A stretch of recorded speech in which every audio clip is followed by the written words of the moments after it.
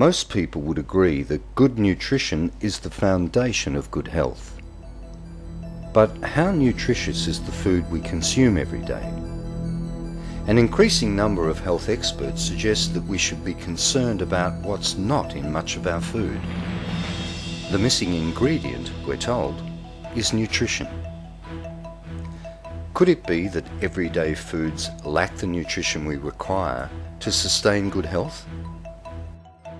Many diseases over the years that have been striking us down have been metabolic in origin, nutritional deficiency diseases that have been misinterpreted by our drug-driven establishment as being something completely different.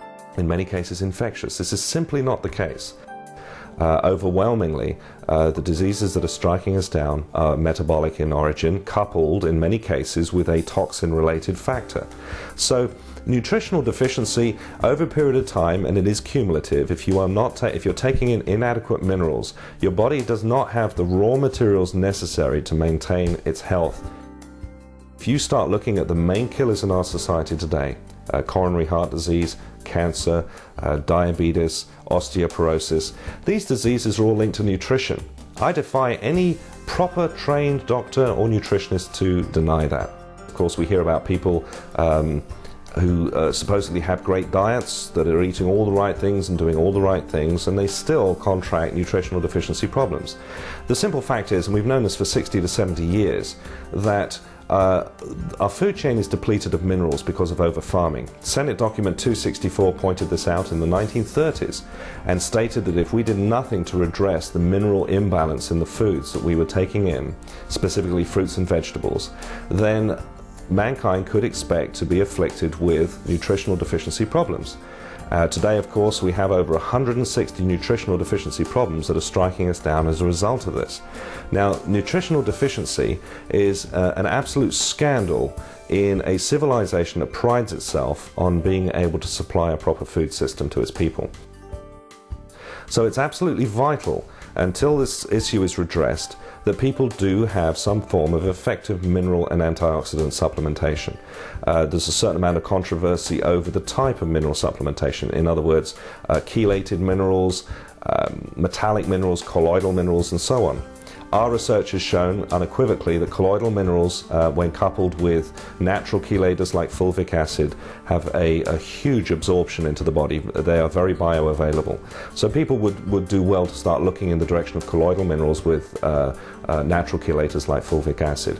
Antioxidants are absolutely vital, warding off the ravages of oxidation elements, sometimes known as free radicals, that are afflicting us because of burnt or fried foods, pollution, many other toxic causations that are bringing these oxygen molecules into our body that stabilize themselves, creating damaging effects by robbing oxygen from healthy tissues.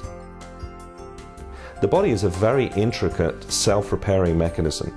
Once we understand that the body has systems that need to be fortified with proper raw materials, then it simply makes sense to put the proper raw materials into the body.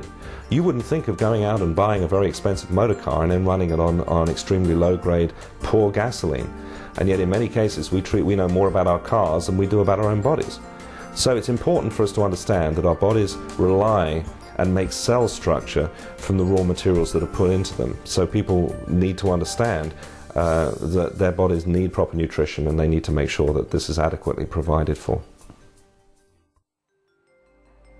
Even the fittest individuals need good nutrition. Peter Robertson competes in international triathlons and is currently world champion. My training is pretty demanding. I train 7 days a week, on average about 5 hours a day. An average day would consist of a swim in the morning at 5 o'clock for a couple of hours, anywhere between 5 to 8 kilometres. I come home, might have a quick snooze for an hour or so, and then get out on the bike and ride anywhere between 50 and 120 kilometres. I come home, and then in the afternoon or late afternoon I might go out and run, anywhere between 8 and 12 kilometres. So it's pretty demanding, but I love doing it.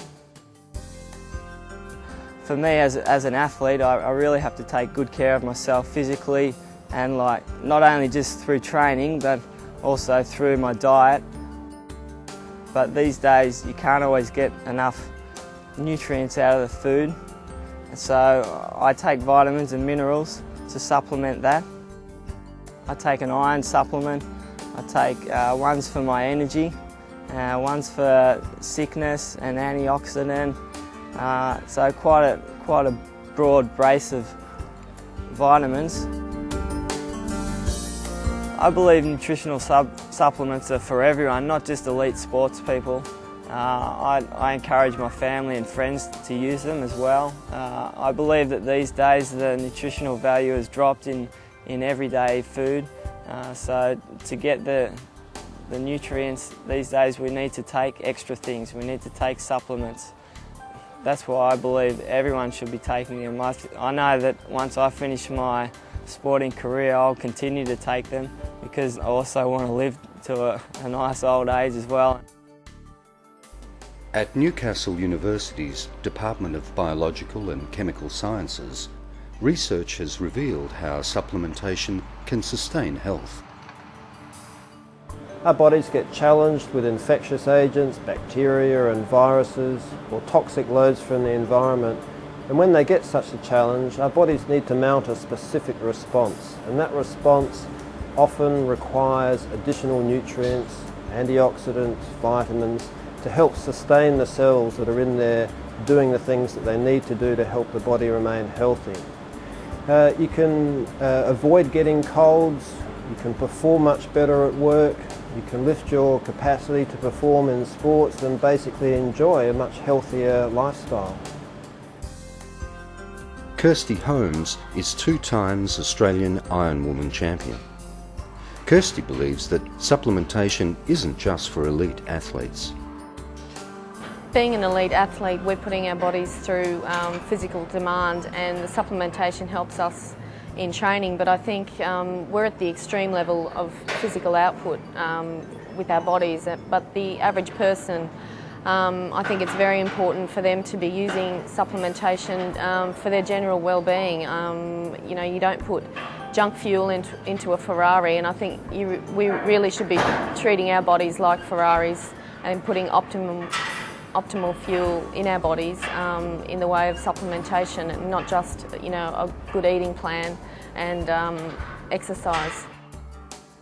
It was through trial and error of being sick all the time when I wasn't on any supplements that I realised that you know, you need that additional supplementation to give you the energy levels to maintain a training regime that we do.